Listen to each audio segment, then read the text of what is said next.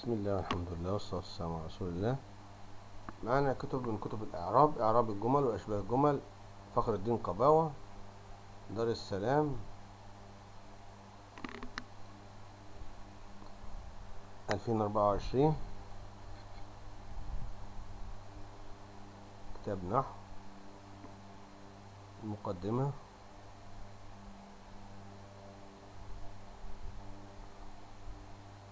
تكلم عن الفحول، الخليل ويونس بن حبيب وسيبويه والأخفش والكسائي والفراء والمازني والمبرد وثعلب والزجاج وابن السراج والزجاجي وابن درس التوريه والفارسي والسيرافي وابن جني والزمخشري وابن السيد وابن مضاء والعكبري وابن يعيش وابن الحاجب وابن عصفور وابن مالك والرضي وابن حيان والدماميني والشماني والسيوطي والأشموني والصبان والدسوقي والأمير. صحبت هؤلاء جميعا في كتبهم أو الأقوال المروية عنهم. قسم الكتاب الأول أقسام الجمل، والفصل الثاني هو الجمل التي لا محل لها. فرق بين الجملة والكلام. قد فصلت الابتدائية عن الاستئنافية. جماعة أحرف الاعتراض وهم أخفاله الأقدمون والمعاصرون. الجمل التي لها محل من الأعراب. بسطت ما يسوغ للجملة أن يسند إليها، وأسهبت في بيان خصائص الواو الحالية والضمير العائدة، وأوضحت السبب في تسمية شبه الجملة وتعليقها، الظرف والجار مع المجرور.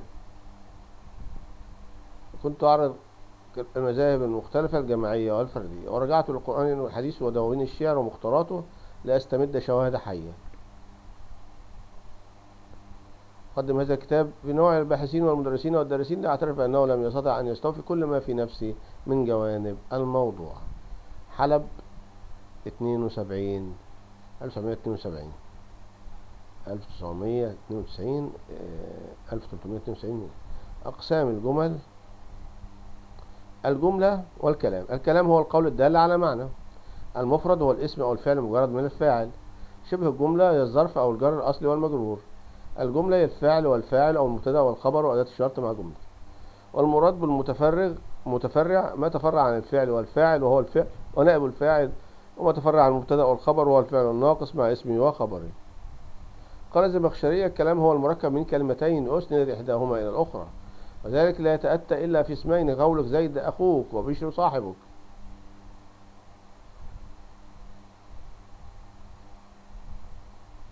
والحق أن عدد الجمل في هذا الاعتراض إن صح أنه اعتراض هو 9. لو أن أهل القرى آمنوا واتقوا لفتحنا. ثبت أن أهل القرى آمنوا اتقوا فتحنا، كذبوا أخذنا، كانوا يكسبون. وقد أغفل الفريق الأول جملتين هما الأولى من 9، لأن الشرطية ليس عنده من الجمل، والثانية منها لأن المصدر مؤول من أن وما بعدها هو عنده مبتدأ لا خبر له. أما ابن هشام فقد أقحمهم لا يشعرون في الاعتراض مع أنها حالية وليست منه، وأسقط الأولى والتاسعة.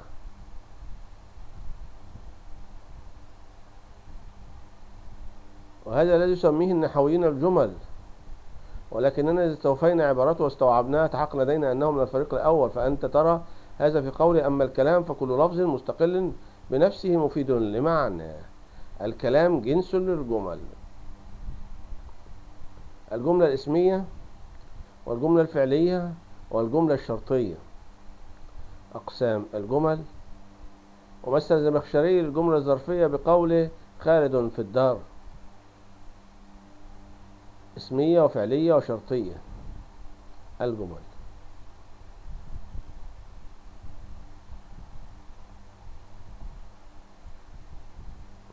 والبسملة أيضا اختلفوا فيها، فقولك بسم الله الرحمن الرحيم جملة فعلية، لأن الجار والمجرور متعلقان بفعل مقدر هو أبدأ، والدليل على أنها فعلية قول النبي صلى الله عليه وسلم: باسمك ربي وضعت جنبي. والبصريين جعلوها اسمية لأنهم قدروا المحذوف مبتدأ ابتدائي بسم الله الرحمن الرحيم. الجملة الكبرى وهي الجملة المكونة من جملتين أو أكثر، إحداهما مبتدأ أو فاعل أو خبر أو مفعول ثاني لفعل ناسخ، نحو سواء علي أي شيء فعل، سواء علينا أي كتاب قرأت، تبين لي كم صبرتم، بدا لنا أيكم صادق، إن الله يحب التوابين. الجملة الصغرى وهي الجملة تكون جزءا متمما للجملة الكبرى، أي مبتدأ فيها أو فاعلا أو خبر مفعول. أما سائر الجمل تقوم كل منها برأسها ولا تتصل بغيرها اتصالا إسناديا أو أصليا فرعيا. الدار واسعة ونجح الطلاب. قد يكون للجملة الواحدة حكمان، أحدهما تبع لما قبلها فتكون صغرى، والأخرى تبع لما بعدها فتكون كبرى.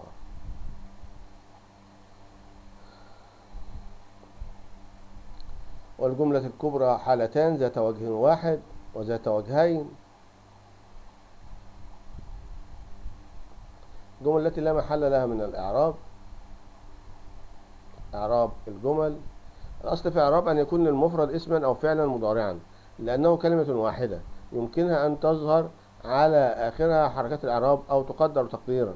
أما الجملة فبعيدة من الإعراب لأنها مركبة من كلمتين أو أكثر تركيبا إسناديا أو شرطيا، ويستحيل أن يظهر عليها أو يقدر بمجموعها حركات الإعراب. يبقى الإعراب أصلا للكلمة المفرد اسم أو فعل مضارع، لأنه كلمة واحدة يمكن أن تظهر على آخرها حركات الإعراب تقديرا. أما الجملة فبعيدة من الإعراب لأنها مركبة من كلمتين أو أكثر تركيبا إسناديا. أصل الجملة ألا يكون لها موضع من الإعراب، إذ كان لها موضع من الإعراب تقدرت بالمفرد. الجمل التي لا تحل محل المفرد. الجمل التي تحل محل المفرد.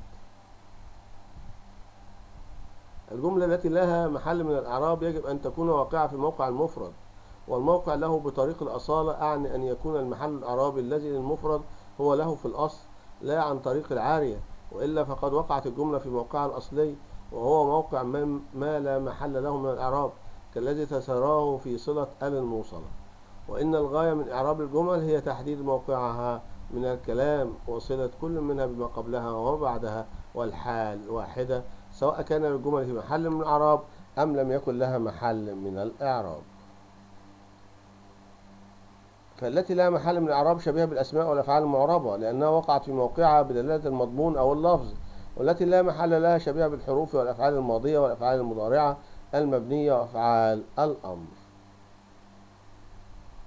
الأصل في الجمل كما بينا ألا تخضع لعوامل الإعراب لأنها مركبة لا يمكنها أن تظهر عليها حركات الإعراب، وهي تلازم هذا الأصل ما لم تقع في موقع المفرد وتقوم مقامه. أما ابن هشام ومن دار الفلك فيرون أن الجمل التي لا محل لها من الإعراب هي 7، وأما أبو حيان فيراها 12 جملة: الجملة الابتدائية، الجملة الاستئنافية،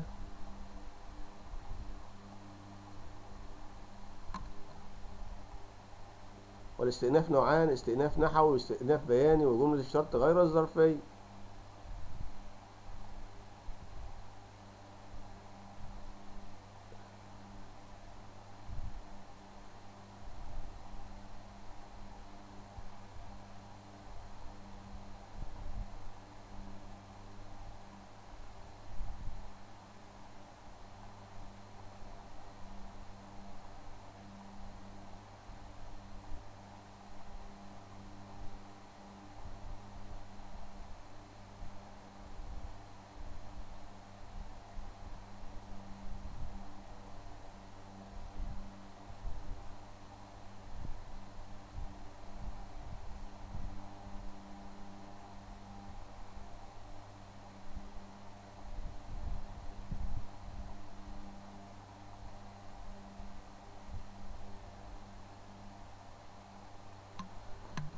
طبعا الموضوع بتاع لا محل له من الإعراب ده أصلا من الحاجات اللي هي إيه يعني تعباني. ازاي لا محل لها من الإعراب؟ فهو بيقول لك إن في الكلمة المفردة هي اللي لها إعراب، لكن الجملة الكاملة هيبقى هنا لا محل لها من الإعراب. تمام.